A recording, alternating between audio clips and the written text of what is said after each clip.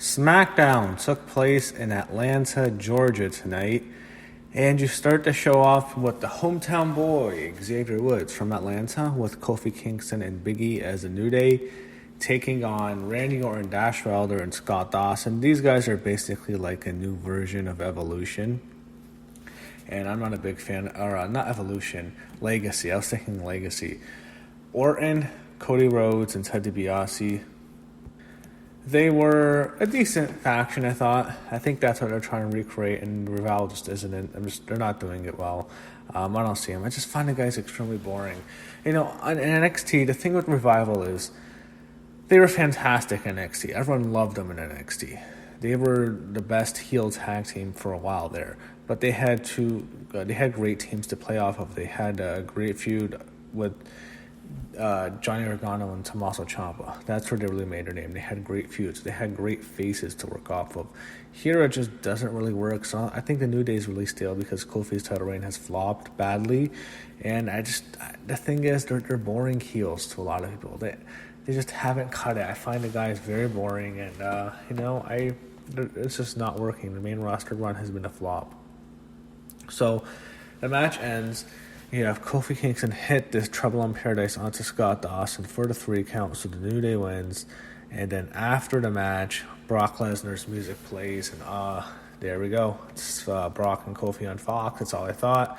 It takes forever for him and for Paul Heyman and Brock Lesnar to enter the ring. They do, and eventually Heyman challenges Kofi to a match with Brock, offers him the match for a WWE Championship match on the debut or the premiere on Fox, which is on October 4th. Kofi says when he won the title at WrestleMania, he made a promise to the entire WWE Universe that he would be a fighting champion, and he accepts.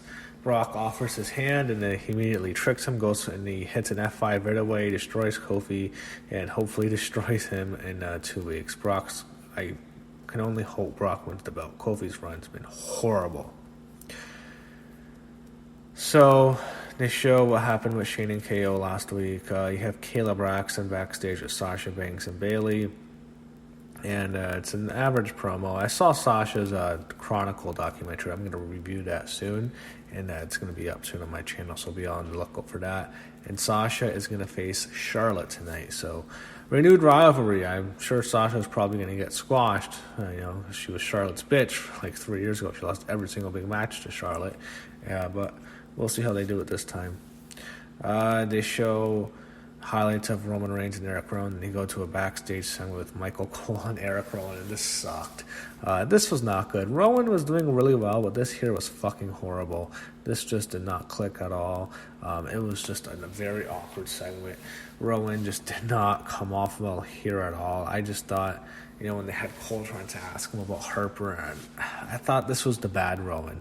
The Rowan we saw a few weeks ago who snapped on SmackDown was really good, and he did a good job. Even though I'm just not a huge fan of him, I don't ever see him being anything special.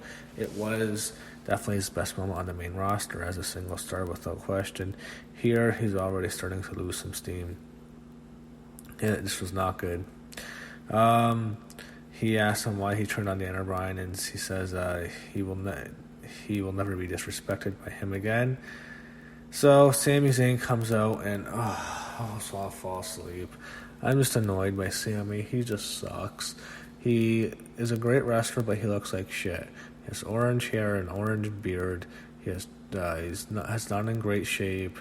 He dresses like he's an Antifa member, which he probably is. He just doesn't have anything. He just is not a big star on the main roster. He does not have the look. That's what he's missing. He's good on the mic, and he's fantastic in the ring, obviously, but he just does not have the look to go anywhere. So he's still selling the neck brace injury from The Undertaker. Eventually, he had Ali in the ring already, and Sami Zayn eventually introduces Shinsuke Nakamura, and you have a non-title match, Ali and Nakamura. So Nakamura wins. He hits a Kinshasa. He defeats Ali. And then after the match, you show Kevin Owens walking through the crowd as he is escorted to a seat in the crowd. And then he had Shane McMahon reacting to it in his office. And he he looks over legal papers, so I guess Kevin's going to be in trouble here. They have Kevin sitting down, so he's sitting in the stands watching the show. Shane McMahon comes to the ring, and I don't know what they're going to do. I hope we don't see a Hell in a Cell match, but I think that's where they could go. So Shane is saying he is holding his hands the largest wrongful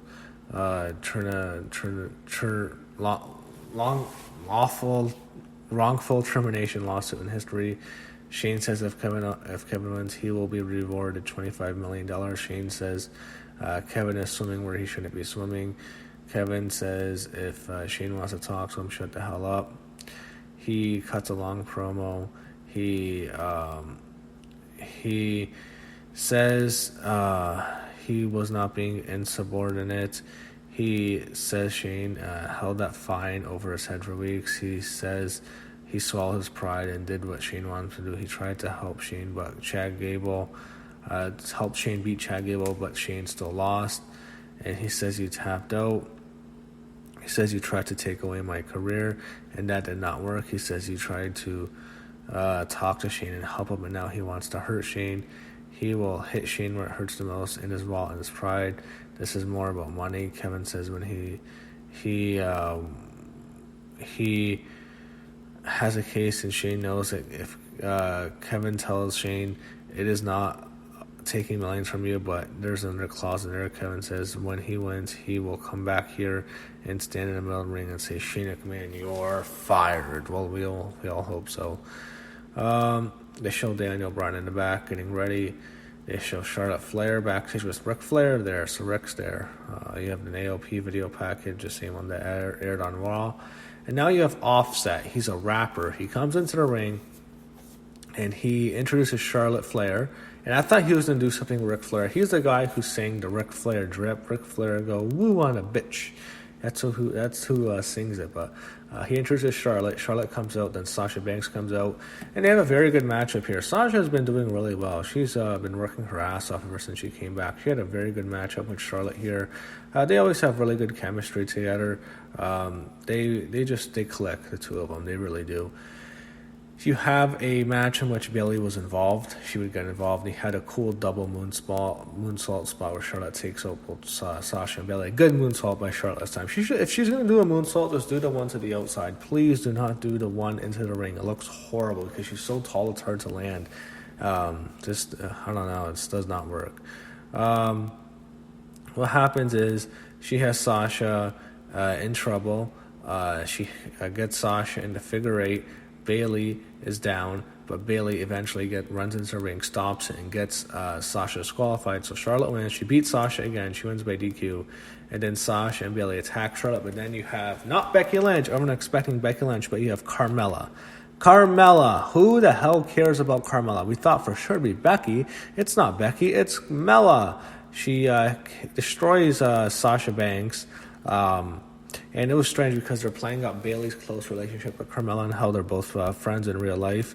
But they show Carmella kicking Sasha's ass, hits her with a super kick, and then Charlotte takes out Bayley, and Charlotte and Carmella stand strong. So who cares about them?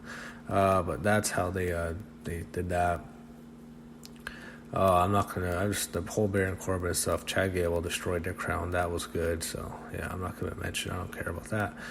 Otis and Tucker crushed Curtis Axel and Bo Dallas. Again, they're just being jobbers. They really don't have much to face.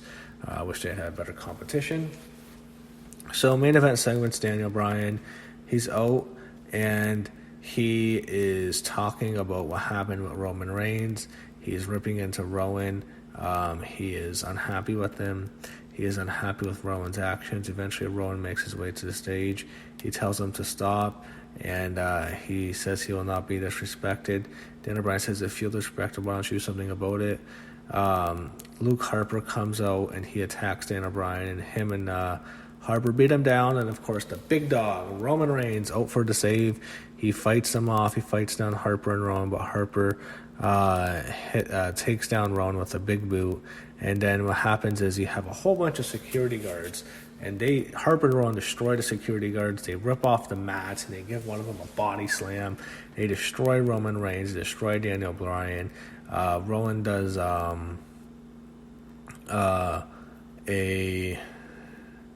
he does a headbutt to Daniel Bryan, and then they do a double choke slam onto Daniel Bryan through the announcer's table, and Roman Reigns is destroyed.